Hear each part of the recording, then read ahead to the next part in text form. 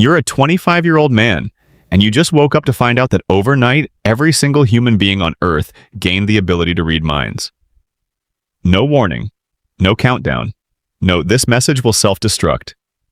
You just open your eyes, scroll through your phone for 2 minutes, and realize the entire concept of privacy died sometime while you were asleep. At first you think it's a prank, then you walk into the kitchen and your roommate looks at you and says, "Bro, I already know what you're thinking, you don't have to say it out loud." And you're thinking, oh no, no. And he just nods because he heard that too. Welcome to the worst Tuesday of your life. See, the thing about minds is that they're disgusting. Not yours specifically, well, kind of yours specifically, but everyone's. Your brain is a chaotic mix of intrusive thoughts, weird cravings, mild jealousy, and at least one unhinged opinion about a celebrity you've never met. Normally, that stays locked safely in your skull. Now it's basically a group chat everyone's invited to. You decide to test the waters. You go to get coffee and the barista hands you your drink, and you think, she's actually really pretty. And she hears it. Instantly. And she just kind of smiles awkwardly and says thank you, because what else is she supposed to say to a thought she didn't ask for? You apologize. She says it's fine. It is not fine. Neither of you will ever forget this interaction. This is when you realize something horrifying. You cannot turn this off. There's no opt-out, no incognito mode for your brain. Every passing judgment, every weird intrusive thought, every internal, wow, that outfit is a choice, is now public information to anyone standing near you. Humanity, it turns out, was never built for this kind of honesty. By noon, the entire internet is in chaos. Marriages are falling apart in real time because spouses are finally hearing what their partner actually thinks during arguments. Coworkers are quitting jobs on the spot because they heard what their boss really thinks of them. Politicians are having the worst day of their careers, live on camera, because their thoughts are scrolling out faster than they can manage their expressions. You scroll through your phone and see a trending video of a news anchor mid-broadcast, visibly sweating, because everyone watching can suddenly hear her thinking about what she's having for dinner, instead of focusing on the story. Mildly funny, deeply terrifying if you think about how exposed you now are. You go to work because apparently the world hasn't stopped just because everyone's inner monologue is now a public broadcast. Your boss calls you into his office. You're nervous, but not because you did anything wrong. You're nervous because you can't control what you're thinking about, and right now you're thinking about how much you don't want to be here. He hears it. Of course he hears it.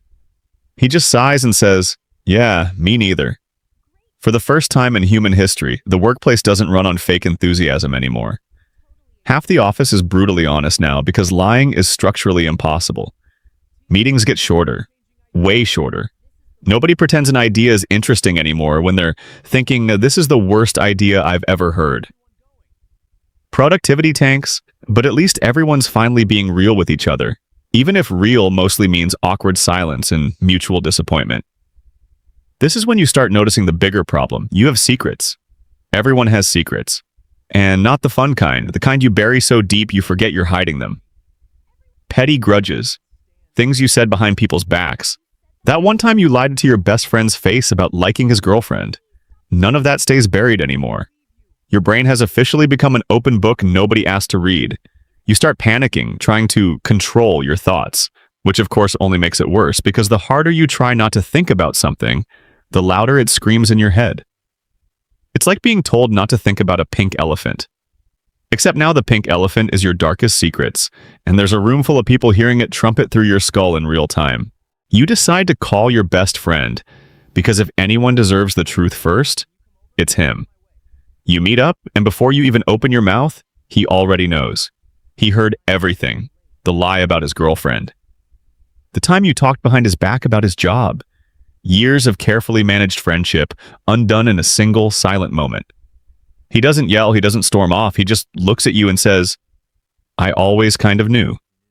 And somehow that hurts worse than if he'd screamed at you. This is the part of the day where you start wondering if humanity was ever built on honesty at all, or if every relationship you've ever had was just a carefully constructed performance, propped up by the convenient wall of privacy that used to exist inside your skull. And then right when you think you've already hit the worst possible version of this day, the twist comes. You're walking home, scrolling through your phone when you see a video that stops you mid-step. A woman is screaming in the middle of a courtroom, pointing at a man in a suit, yelling, "Why can't I hear him? Why is he the only one I can't hear?" The judge bangs the gavel, but the chaos doesn't stop because cameras catch it, and within minutes, it's everywhere. Turns out, not everyone got hit by this thing equally. A small percentage of people, politicians, billionaires, a few high-ranking executives, somehow remain completely unreadable. Silent, blank, like their minds are wrapped in some kind of invisible static no one else has. At first, people think it's a glitch. Maybe their thoughts are just quieter. Maybe they're better at controlling it, like some kind of mental discipline flex. But as the night goes on, more videos surface, more leaked documents, more terrified whistleblowers explaining that this wasn't some random global event at all. It was engineered. Apparently, a small group of the most powerful people on the planet had access to early testing of whatever caused this.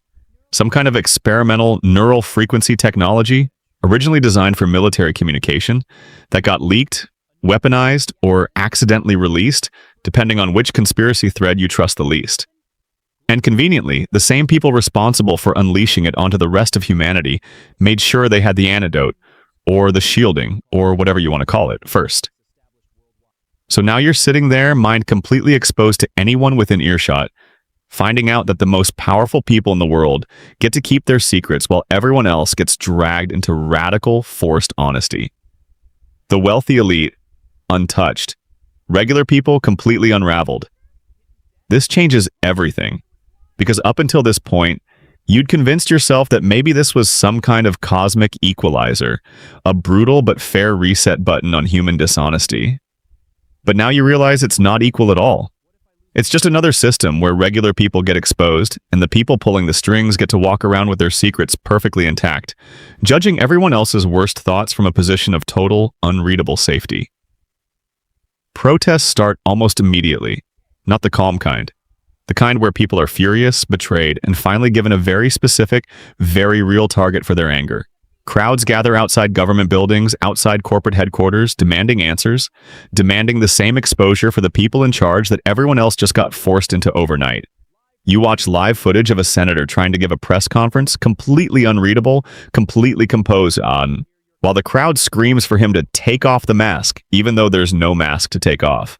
Just silence where his thoughts should be. And somehow that silence feels louder and more suspicious than anything a normal mind could ever broadcast. You start to feel something shift inside you, somewhere between rage and disbelief.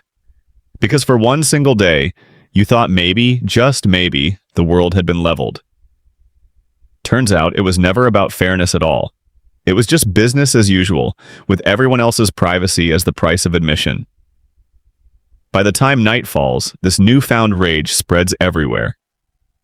Hackers start digging, leaking internal memos from the companies responsible for the original technology. People start organizing online, sharing theories, building a digital resistance out of pure frustration. For the first time in years, ordinary people from every background, every political side, every walk of life are united by one simple, burning question. Why do they get to hide and we don't? This is the part where you realize the real story was never about mind reading at all. It was about power. It was about who gets to be vulnerable and who gets to stay protected, no matter what technology levels the playing field for everyone else.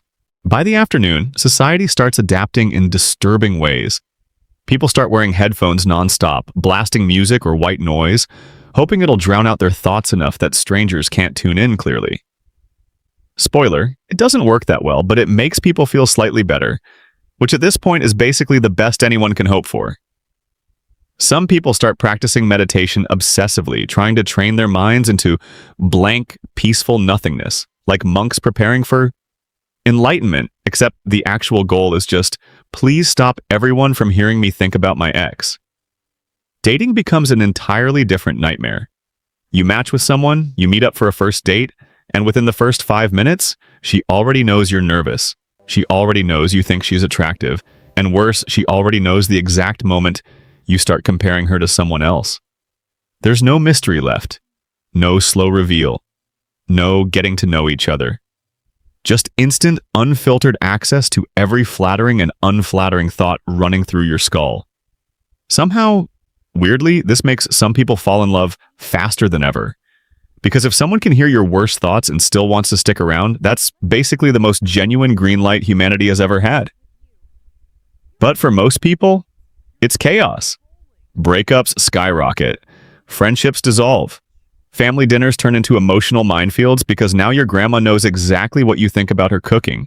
And unfortunately, grandma does not appreciate brutal honesty about her cooking. By evening, you're exhausted, not physically, but mentally, from the sheer effort of trying to police thoughts that were never meant to be policed. You sit on your couch, scrolling through endless news stories about world leaders panicking, about entire industries collapsing because secrets, propaganda, and spin can no longer survive contact with the truth. And then it hits you. This isn't the great equalizer you thought it was this morning. Not yet, anyway. Right now, it's just chaos with a hierarchy attached. Regular people stripped bare while the people who actually run things keep every secret intact. But you also notice something else. Something quieter, buried underneath all the rage and the protests. For the billions of people who did lose their privacy, something strange is happening between them. Without the wealthy and powerful in the room, without bosses, without politicians, without anyone left to perform for, regular people are just being honest with each other. Brutally, painfully honest, but honest. Neighbors are having real conversations for the first time in years. Strangers are admitting things to each other they'd never say out loud before. It's messy and uncomfortable, but it's real. You start to wonder if maybe the unfairness of it all is exactly what's going to bring everyone else together. Because nothing unites people faster than realizing they were all handed the same raw deal, while a handful of people at the top stayed comfortably hidden. That night, your phone buzzes. It's your best friend, the one whose trust you broke earlier today. He sends one simple message. Want to grab food tomorrow? Clean slate. You stare at it for a long time. Because here's the twist. In a world where no one can hide anything anymore, forgiveness becomes the only currency that still matters. You can't fake an apology anymore. You can't fake remorse. If you say you're sorry, your brain better actually mean it, or everyone will know in an instant. So when people do forgive you now, you know, beyond any doubt, that they mean it. There's no second guessing anymore, no wondering if someone's just saying the right things to keep the peace. In some strange, twisted way, the world might actually become more genuine because of this. Painful, brutally exposing, unfair in ways that still need fixing, but genuine. You text him back. Yeah, I'd like that. And for the first time since this whole nightmare began, you don't feel the urge to hide your thoughts. Because you finally understand something. Humanity wasn't broken by losing its privacy. It was just finally forced to stop pretending, with everyone except the people who built the system to begin with. Somewhere out there, the people responsible for all of this are still sitting in silence, perfectly unreadable, perfectly safe. But for the rest of the world, for you, for your best friend, for the barista, for everyone stumbling through this new, exposed version of being human, the truth is finally out in the open. And maybe that's not the end of the story. Maybe it's just the part where the rest of humanity finally starts asking the one question those people never wanted anyone to ask out loud. If you have nothing to hide, why are you the only one we can't hear?